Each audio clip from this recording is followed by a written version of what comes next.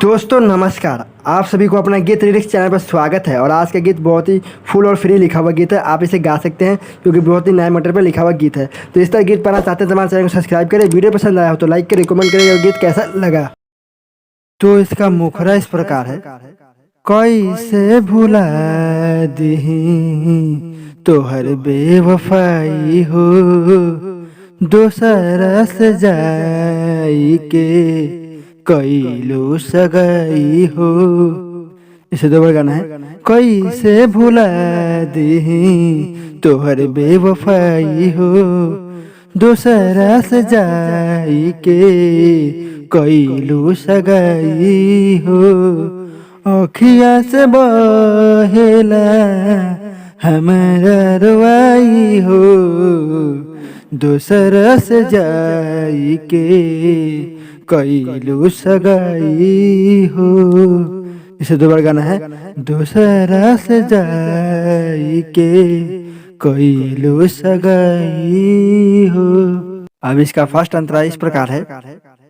तोहरा बिन कैसे अबे हम जियम हो, जहर जुदाई के घुटे घुट के पियम हो। इसे दोबारा गाना है। तोहरा बिन कैसे अबे हम जियम हो, जहर जुदाई के घुटे घुटे के पियम हो। हमार जिंदगी होई बर्बाद हो, शादी के जान तू हो खबू आबाद हो। शादी के जान तू हो खबू आबाद हो। जान बन काहे गइलो तू हर जाई हो, जान बन काहे गइलो तू हर जाई हो।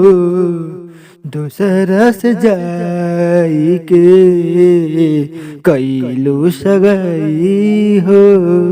इसे दोबारा गाना है। दोसरा से जाई के कैलो सगाई हो। अब इसका लास्ट अंतरा इस प्रकार है। इसमें मेरा नाम अपना नाम ऐड कर सकते हैं जो इस प्रकार है। दिलवा में बन के रहिया मेहमान हो, तुहरा से बाटे जान इहे अरमान हो। इसे दोबारा गाना है। दिलवा में बन के रहिया मेहमान हो, तुहरा से बाटे जान इहे अरमान हो। पर संत के बतिया हो खेला साफ हो, अनुज के कर दिया अब किर माफ हो। कबो न करम जाने तुझसे लड़ाई हो, कबो न करम जान तुझसे लड़ाई हो। दूसरा से जाई के कैलो सगाई हो। इसे दोबारा गाना है। दूसरा से जाई के कैलो सगाई हो। अगर इसी तरह गीत पाना चाहते हैं तो हमारे चैनल को सब्सक्राइब करें। वीडियो पसंद आया हो तो लाइक करें, कमेंट करें। गीत आपको कैसा लगा। अब मिलते हैं अगले गीत के साथ।